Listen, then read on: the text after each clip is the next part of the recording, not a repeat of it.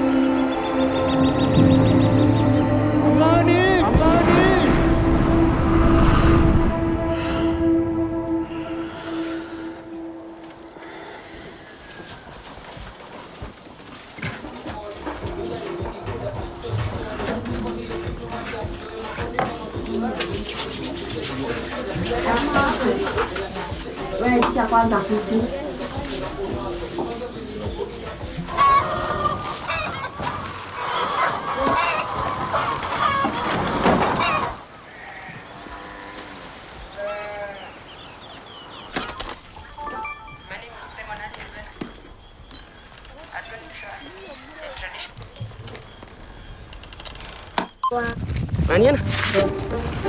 Kuna kabato nakona pali kama nini bato na red?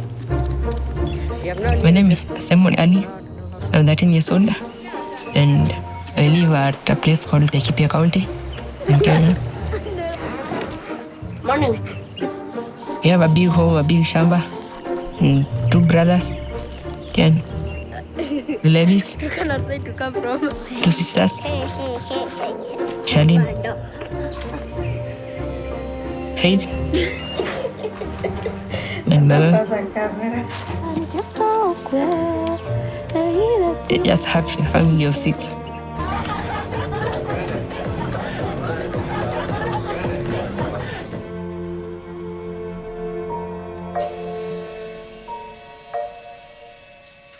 So, how did you like journalism? I like that because it is like in my veins. Can you talk more about journalism? Knowing what is wrong and what is right. No, that's journey of maybe change of maybe your career. That's where you start. Eh? Yeah. What are you doing? I'm just taking something. Concentrate. Kwa hiyo KBC station kulikuwa na hao watangazaji, unaona amekuja amevaa suti, ameng'ara, amewekelea hizo karatasi kwa meza, anaongea na hiyo bass. Sasa alikuwa anasema, "Mom, when I grew up, I like to be like this man." You know, Who inspired you? A person who is called Jeff Koinange. Jeff Koinange? Who is a citizen Nusanka. Citizen TV Nusanka. Start tweeting at Koinange Jeff at Citizen TV. Get the hashtag. JK Live. JK Live begins right now. A night. President Uhuru Kenyatta has declared the drought ravaging the country a national disaster.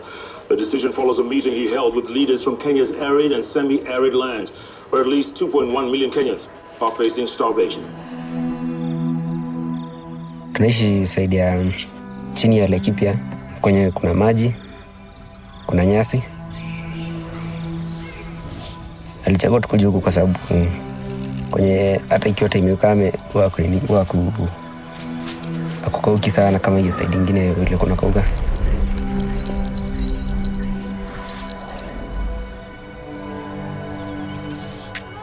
My dad worked at one of the last green paths in the north, the Laikipia conservancy.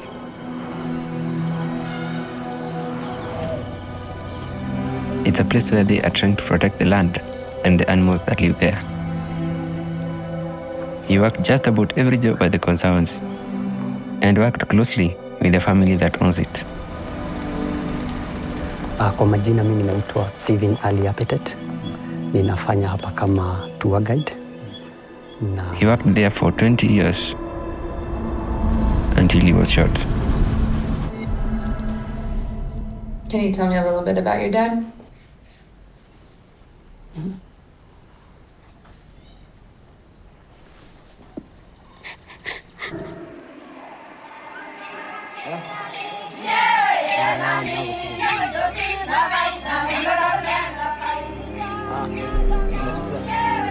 Almost watu wote wananiambiaga, lakini yani hapa niko saidia familia. Watoto wananiambiaga ni kama niko almost kufanana na mzai kitabia. Joto wengi wanasema tu ni peace, pia mimi nilimjua kwa alikuwa peacemaker.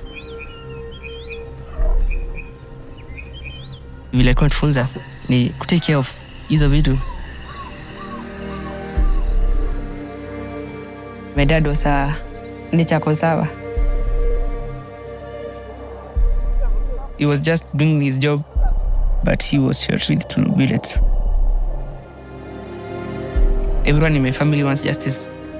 We want to know, why did they do that? Why did they kill him?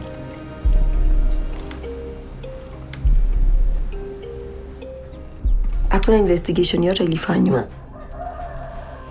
Kuna investigation ilifanywa. Kanile tu yenye polisi kama una do hakuna venye story itasonga mbele, so ilishia tu hapo. Hakuna investigation ili happen. Actually sisi hata information za kifo yake hatukupata hiyo first hand. Ilikuja tu hivi. Unaweza tu tukaipush sisi kama tunataka. But hao watu wengine wakimzika wanaachana tu na kila kitu hapo hivyo. After his father's death, he was just telling the others, unajua mimi ninaweza nikachunguza hata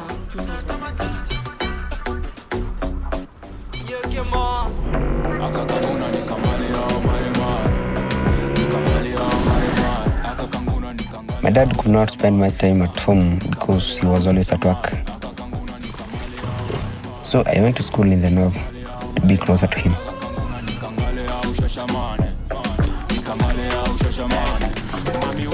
A boarding school is a mix of boys and girls from all the communities that live around the conservancy.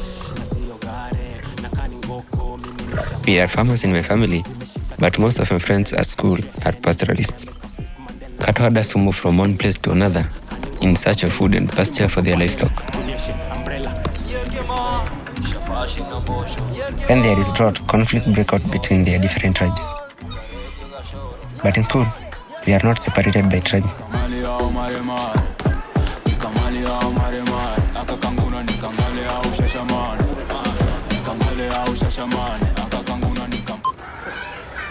My name is Amani and welcome to Amani Academy, and I'm at school. My name is Haron. After my dad's death, that is where I knew my true friends. My friendship with Haron, yani kwa the same na hii akina mzai yani inaweza kuwa almost. Lakini yeye tunaona, acha niseme tu ni strong. Ndio ni choose your friend pia after hiyo day ya mzai. Mimi kwangu ilinisaidia kabisa. Sasa nahakikisha tu hajabweka. Nahakikisha tu hajaresolve peke yake, akai peke yake. Ali huwa anafanya investigation sana. Tukianza kwa shule naona tu anaenda tu. Tumetulia tu za hiyo. Tumebweka TV. What challenges do you get as a teacher?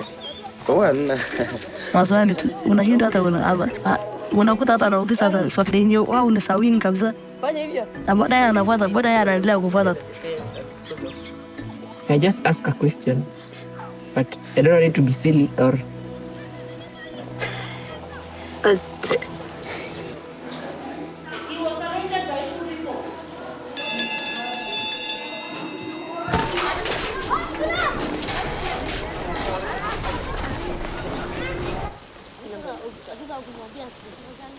Hata wakati tulikuwa nakuja mazishi, watu wengi walikuwa wanasema vitu mingi sana. Watu wengine wanasema dalili kwa aliliwa anga jioni, wengine wanasema alikufa asubuhi akachukuliwa jioni. Sasa nasikia alikuwa na rangers wawili na visitor au guest wawili. Sasa najua mimi kitu inajua kwa polisi ni ukiwa na bunduki, kitu mbaya kihappen ni kufire tu kwa tu life ya kwenye unalinda. Inahindo unaweza mtu mkubwa kama ranger kuna bunduki na risasi apotee.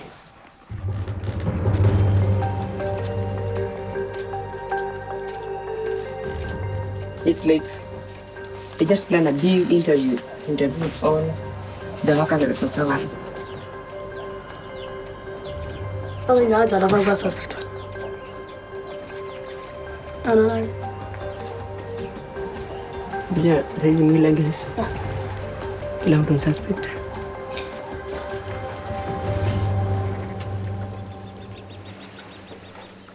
In this video, we are going to explain what it takes to make a good journalist. Research is important. Remember to use always more than one sources.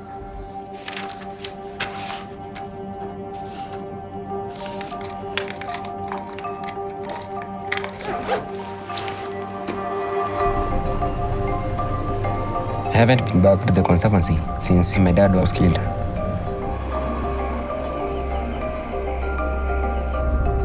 My dad used to say you can see the conservancy from space. It's a green, 100,000 acre square, surrounded by brown.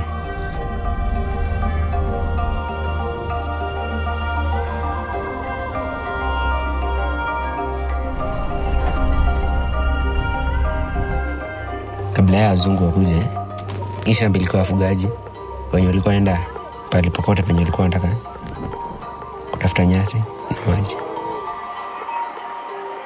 When the British came and colonized this land, the herders were forced off and moved to reservations. When Kenya became independent, many of the British left and sold their land to wealthy Europeans. This is how this land came to be owned by the Gormley family. McKenna and her mother, Cookie Gormley. Welcome back to 60 Minutes.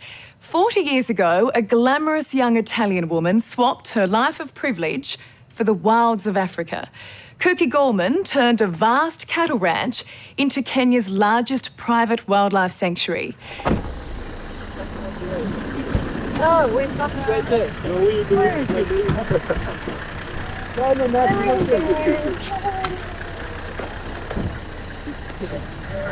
Having a good time. Yeah. McKenna has known my dad since they were teenagers. She knows the most about his murder investigation. Good, welcome. Chai? Yeah. Yeah? Have you ever heard anything about my dad's case? The day that it happened, we rented some sniffer dogs that went with a police team, and they found the tracks of 6 men. And they followed those tracks out into a village in the community, and all 3 dogs went straight to the door of one of the houses. All the men had vanished, and there were 2 women left in the house. And one of them was a very young woman, so she was just telling the story. Yeah, 6 guys came, they spent the night in this hut, and in the morning, early, before it was even light, they left again. I then arrived at the police station, and we tried to push it and push it and push it. We spoke to the NIS, we spoke to all sorts of people at a local level, and we never got anywhere. You know, I think that the truth of it is that there was a lot of collusion between the officers on the ground and some of these gangs, and that they get huge payoffs to allow this to happen.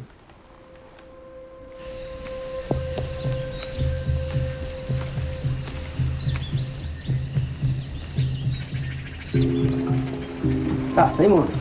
Yeah. Karibu. Karibu kwa kazi. Okay.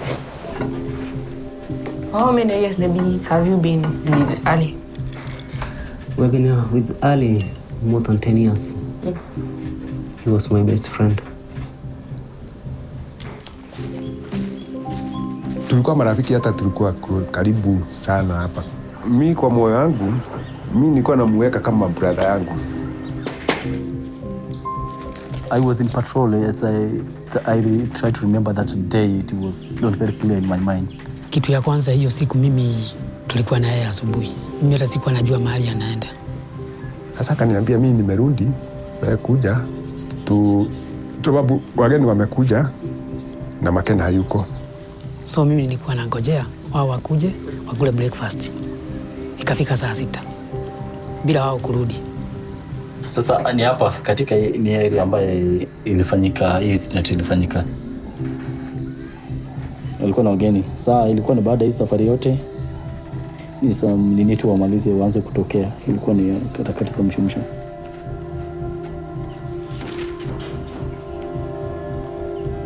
Kama sasa ni ile askari walikuwa nao walisema walistukia hiyo watu mtu akaepa njia yake.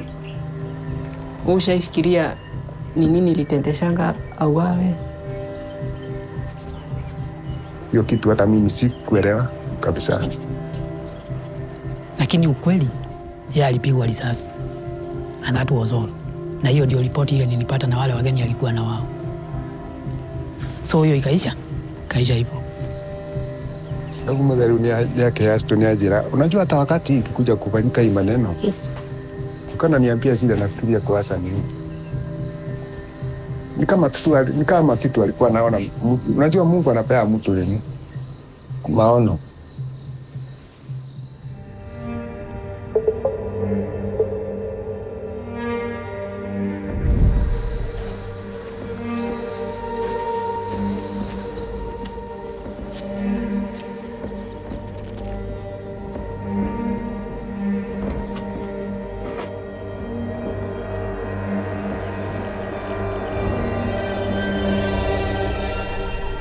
Nilikuwa nataka kwenda kuangalia area yenye aliweka conservancy. But since nikushutiwa alishutiwa, imekuwa too dangerous kwetu kwenda kuangalia. Where the problem arises is mostly from the people coming from the north part. Because this is the northern part, as you see, it is a bit dry area. But when they come to drought season, this community try to move the animals from one point to another for searching of the water and the grass.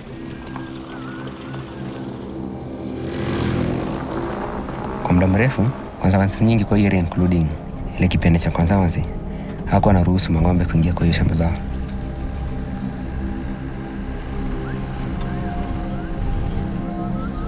Shida nyingine ni wakati wachungaji wenye basi silaha wanapita kwa hiyo conservancy baada ya ku raid ng'ombe za wengine.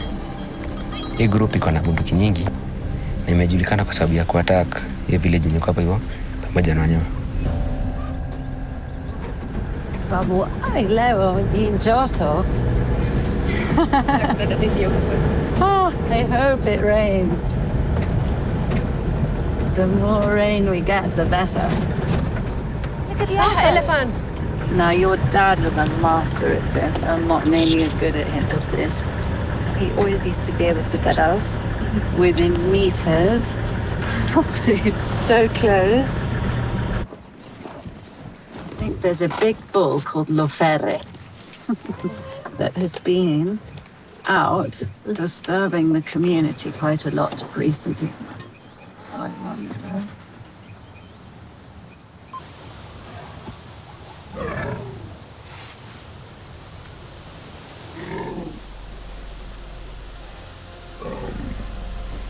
He's feeling a bit threatened. Unaweza kuwa mimi na clue yenye leta hiyo conflict. All of these troubles have come about as a result of resource competition, basically. Their entire livelihoods are dependent on livestock and cattle. The problem is that the population has exploded, and the amount of livestock that the community needs in order to sustain has exploded as well, but the space has shrunk. And in addition to that, a lot of the land in the north is becoming desert very, very quickly. As you know, like from Turkana down to Salale, it's just dust. And so it's resulted in these huge land invasions that have come with a lot of violence. And we're just another area of grass and water, and we manage our grass and water very, very carefully.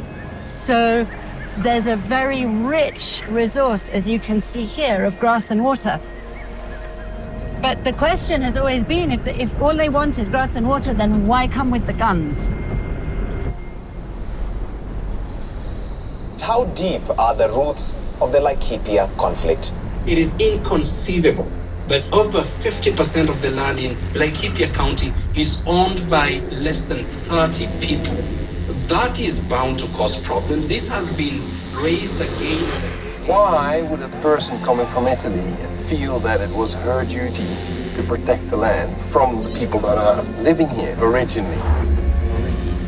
I allowed the pastor to come into my land under certain conditions, but they didn't respect, sadly, the condition that we put, so we had to actually ask them to leave. There's been a romanticization of what, wildlife conservation looks like. You've got all of these ranchers who own hundreds of thousands of acres, and they fence those off. But you've also got all of these people who are being pushed and stressed by the drought, looking for pasture. It's not merely political, it's not merely criminal, but it is a push and pull between conservation and the pastoralist way of life.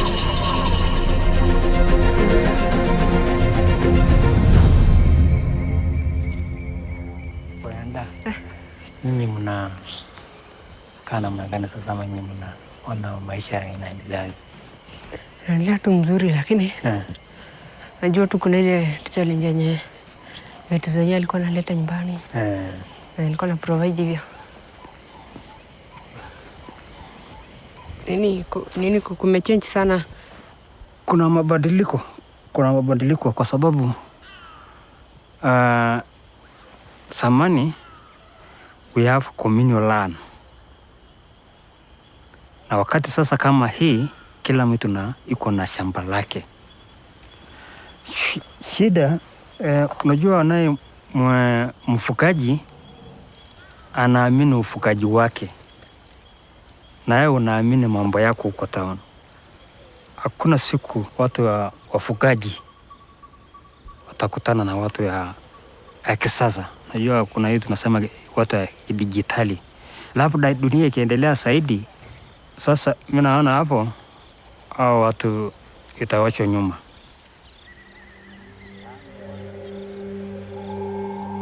My dad comes from pastoralist community. He was a Turkana from the north of Kenya. He grew up with no money, and so the job at the conservancy was really important. It allowed him to put us all through school. McKenna and my dad were talking to local leaders, trying to build a bridge between the pastoralist community and the conservancy until he was shot. Kitu ya kwanza nitakwambia ni kuwa nje kuna ile grazing competition. Huko nje hakuna nyasi kweli. Hawa watu wameingia hapa kuiba maji na nyasi. Kwa maoni yangu, kwa vile nimefanya kazi, nilianza kazi hapa mwaka wa 2000. Kwa dakika hii tuko hatarini kusema kweli, kwa sababu kama vile uliniuliza kama tunaweza enda huko, nikakwambia labda tu kwenda msaada wa sekima. Kwa majina yangu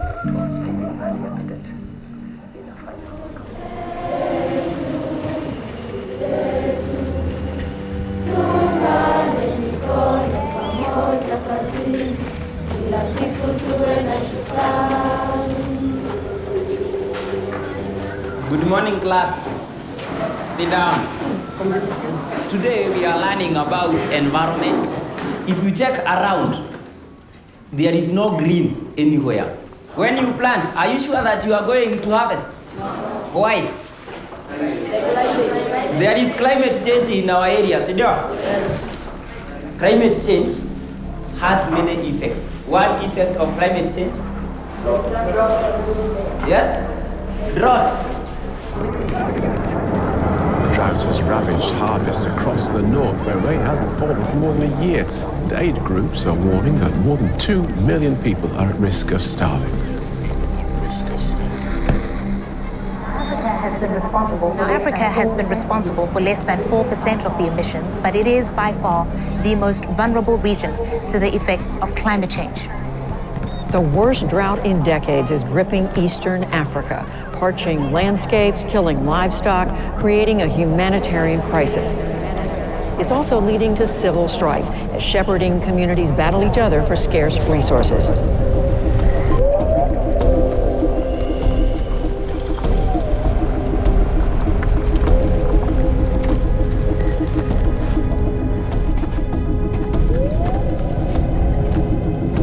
The conservancy is on fire.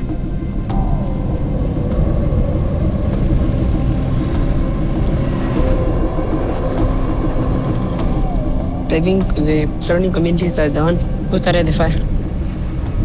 They want grass and they want it by force.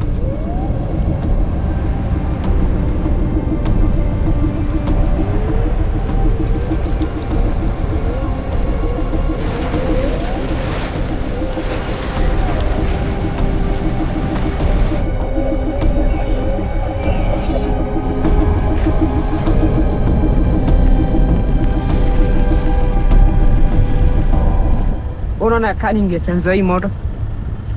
Kuna watu wenye wanakataza kuchunga kwa sababu wapati kenye iko pale ndani si anachoma.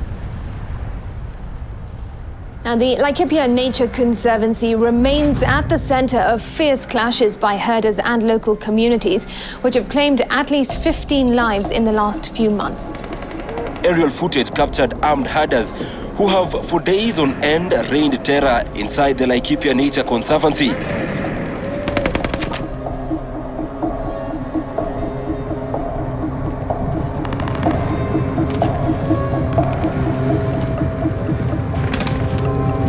The government has now imposed a dusk to dawn curfew to curb the ongoing banditry attacks in the area. This as bandits and livestock raiders continue to wreak havoc in parts of Jazeera and Almoran ward in disregard of government warnings. Men come through here and then go out to start burning schools and villages and killing people senselessly. And you question, what is the drive of that? The bandits are said to have mastered the art of breathe in, breathe out, relax. Just a normal paper.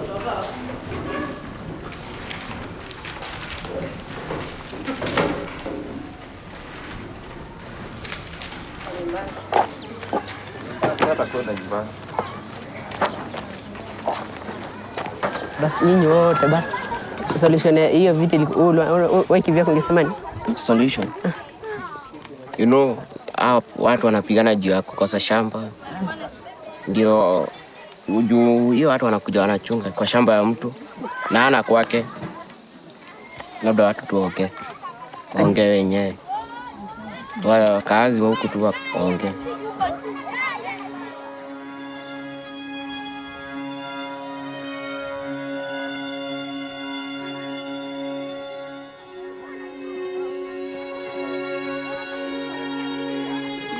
Nani watalima? Sisi wote, si ndio? Haya.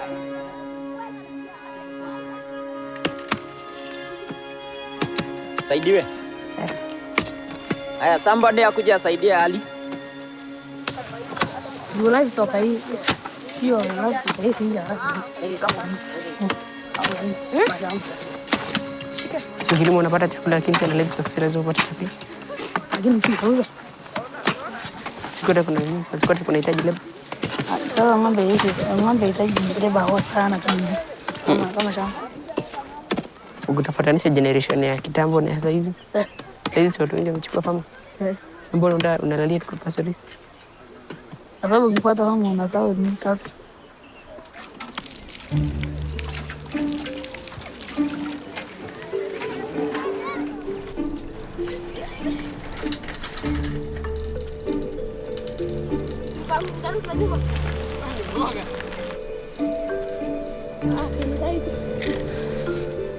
I want to spend some time at Haron's house. He and his family are pastoralists. They live in the north and raise cattle full time.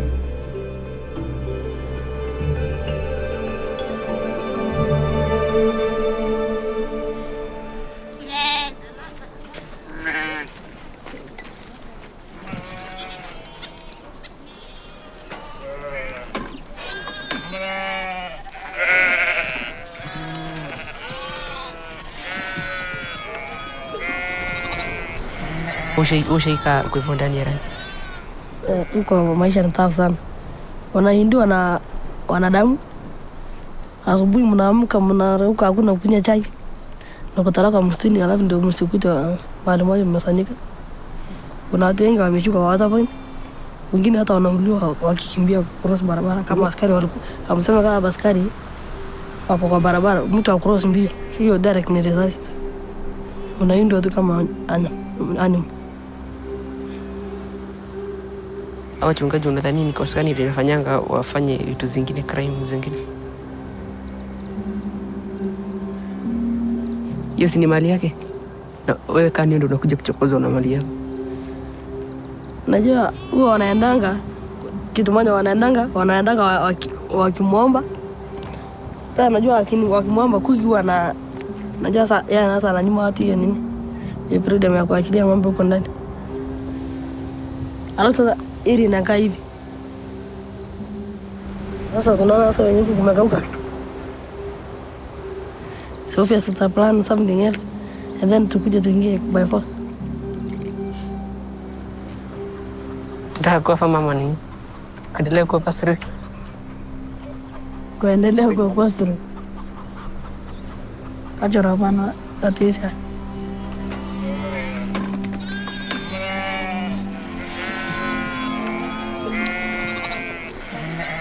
Anaelezea ikuliendaje sasa urefu?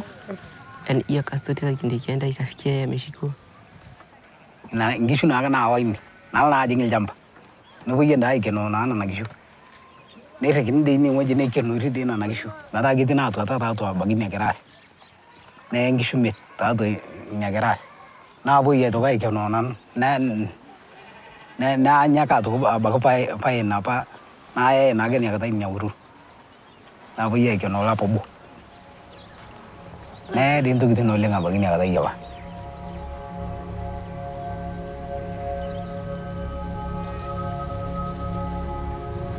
Hai nimefikiria sana na mkera tena tanka. Hai nimefikiria sana watoto maitinyuko ra bana nasoma bana didingoi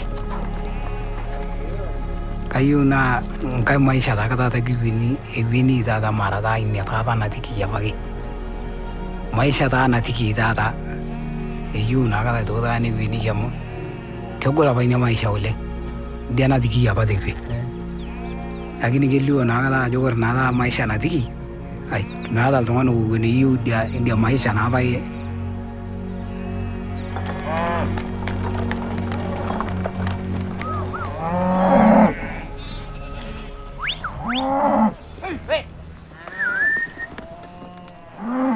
Unajua sasa kama sasa usiku. Ushachunga pembeni? Sijaichunga huko ndani. Unafikiria ni safe sana? Kwa ng'ombe na kwa binadamu? Hata kwa binadamu.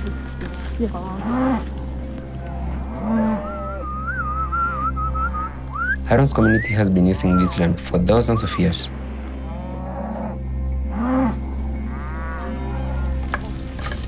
He says that they are just doing what they have always done. Have you ever lived around the conservancy, Laikipia Conservancy? Laikipia Ranch. Yeah, but not that much. Unakuta wenye hii conservancy wengi wao ni wazungu. Kwa sababu sasa ni ile hatuwezi patana. Sasa ni wao pengine wanaangalia tu pande yao. Wanaanza kusema bandits. Wanasema sisi ndio tunachokoza. Wanasema sisi ndio tunakuja tunaingia kwa mashamba yenyewe kulisha ng'ombe. Lakini hata kama pia sisi watu wanafaa kuelewa kuna kitu natusukuma pia sisi. Sisi. Mwezi elewa kwa nini ananyima watu kuingia kwa ndani. Mwezi elewa sasa kwa sababu unakuta kuna shamba kubwa sana. Ni ile tu sasa pengine wako na chuki. Kuweza kuruhusu watu waende walishe ng'ombe kwa ndani.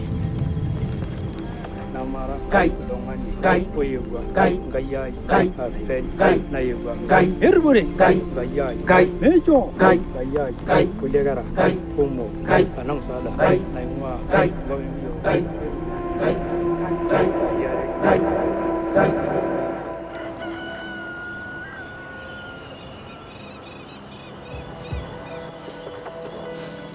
Finally, ameweza kupata jina mgeni mmoja mwenye alikuwa anamzoea kati ya wao. Kutoka kwa friend ya mzai mwenye alikuwa anafanya naye kazi kwa conservancy. Mgeni mmoja amekataa kuongea na sisi. But huyo mwingine kama tupatane naye Nairobi.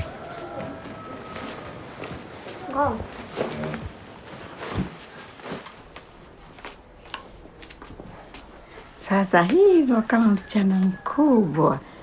Hiyo ndio sababu ya kwenda City.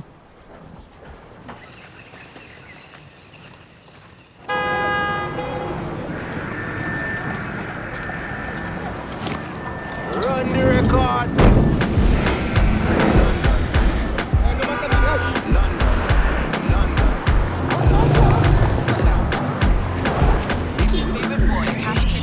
Akakadem kazuri joka kovera Kisham kinyam kitankan Shuka na geo sezi mendata kapedo Demu kafupi kanapenda makendo Ngoma nikaliuliza makurutu gangang Nimebaki shangwe kelele na nderemo Shamra kelele na nderemo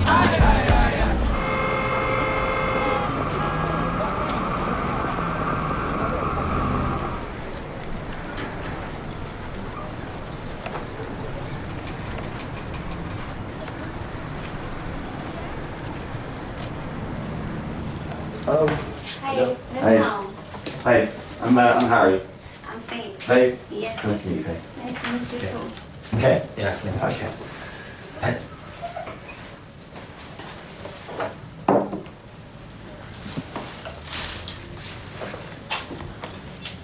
Harry, Faith is my first born. Yes. Ken is the second born. Simon is the third born.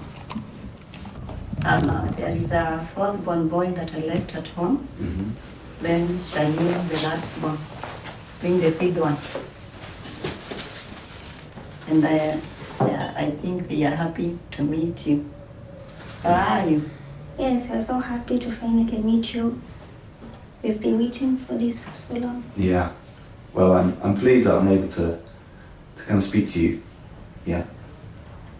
In the May of 2019, we travelled to the Laikipia Nature Reserve, and we met Ali there. He was our guide, and he was just really an amazing guide, you know. Yeah. Like, and that's when I actually specifically when we went back again in October, I made sure when I was booking the stay, I asked if we could have him as our guide again, which we did. So we set off there.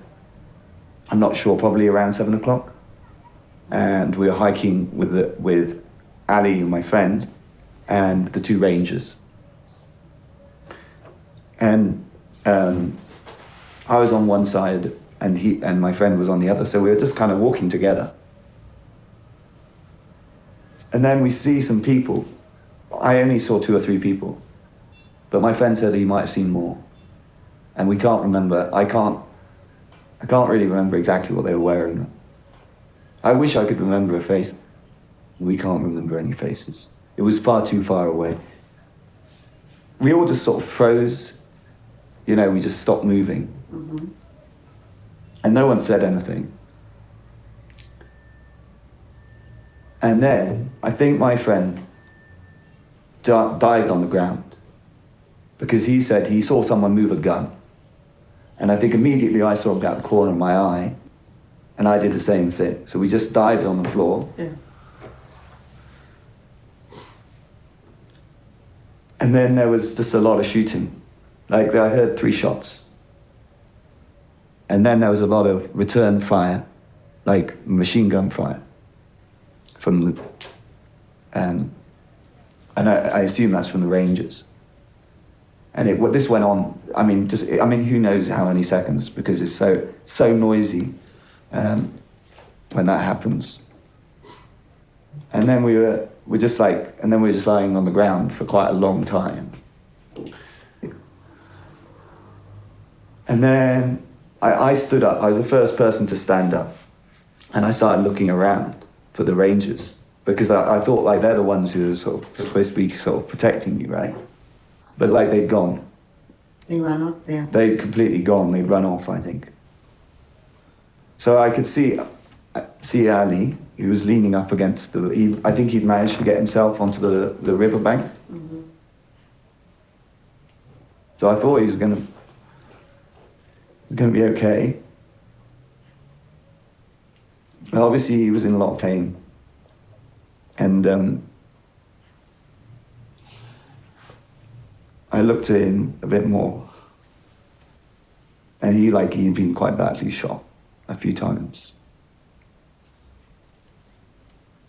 And yeah, he was in pain, like a lot of pain, and he was bleeding quite badly. Like, yeah. And he said, "Tell my family I love them." That's what he said. I don't know. I didn't think you want to hear too much more. Yeah. He was like, "Please tell my family I love them." That's what he said.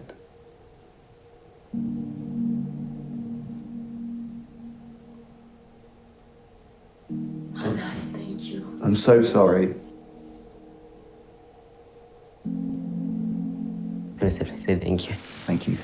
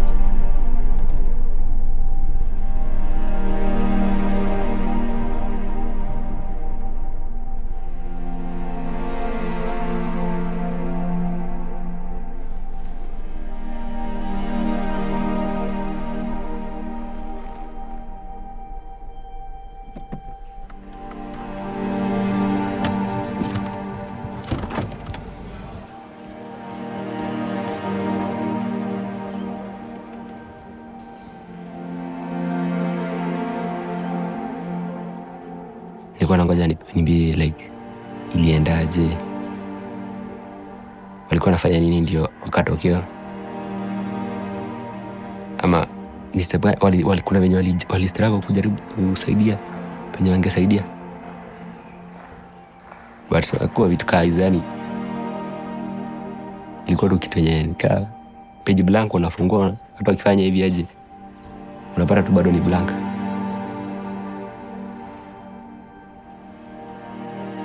Nothing was answered.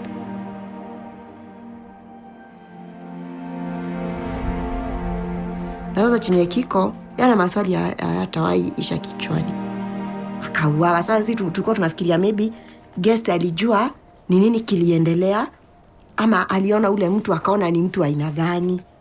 So kama ingekuwa huyo Hari, inge happen different kabisa. Juu angemplace kwa nafasi yake kama mgeni na atafutiwe justice yake kama mgeni. Hakuna watu tumesikia wameuawa ati huyu aliua mtu fulani, yani na inawekwa tu kwa magazeti mtu mmoja aliuawa na wafugaji, ina highlightiwa kama 1 or 2 days, hiyo story inaisha hivyo. Mimi hata huwa nashindwa, kwani hawa watu wanauawa hawana majina, hawajulikani, kwani sio watu? Wajinga zetu wakiatu kama ingekuwa ni sisi ndio tumeenda hivi angefanya nini?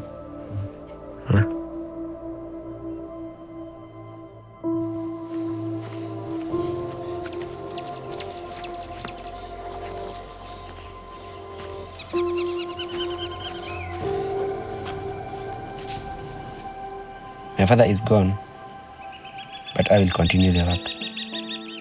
The people who killed my father cut the fig tree, but they left the roots. I have been so focused on what happened to my family and our suffering. But I see now that so many people have been affected by this situation. I may never know who killed my father, but this journey has helped me better understand. Herders can't take care of their cattle or their families. Villagers are being shot at. The conservancy workers are scared. Tafuteni kwa bidii kuwa na amani na watu wote. Imetuonyesha ya kwamba tutafute kuwa na amani na watu wote. Umwambie tu neno moja ambaye Mungu wetu atatusikiza. Kwa hivyo wacheni tuombe. Watu wengi wameuawa kwa sababu ya vita. Ni wengine wangapi kabla tufanye kitu? Kabla vitu zibadilike.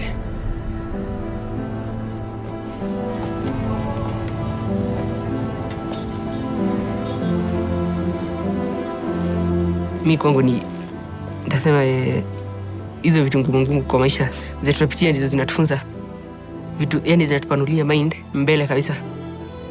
Sababu kama inge happening hivyo hiyo Debra mzae, naweza nikapenda pia kueneza peace. Yani watu wengi wajua kabisa kuna kitu nitango amani.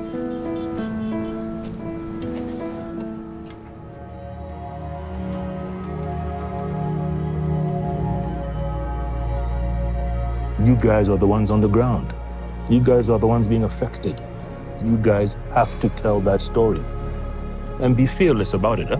Because, you know, some people wouldn't be happy about the stories you tell. No. So you have to be fearless. So you have to have that passion. If you want to be a journalist, the passion has to come from the inside. Well, fun. Sasa unaona kai uwanjani. Bado mcheza mbona hivi. Ni serious. Ni serious. Also, hebu nielezea. Yes. Hadi. Is it radio? Sisi basa, sisi tunalala huko. Sisi tunaingia tena hapo.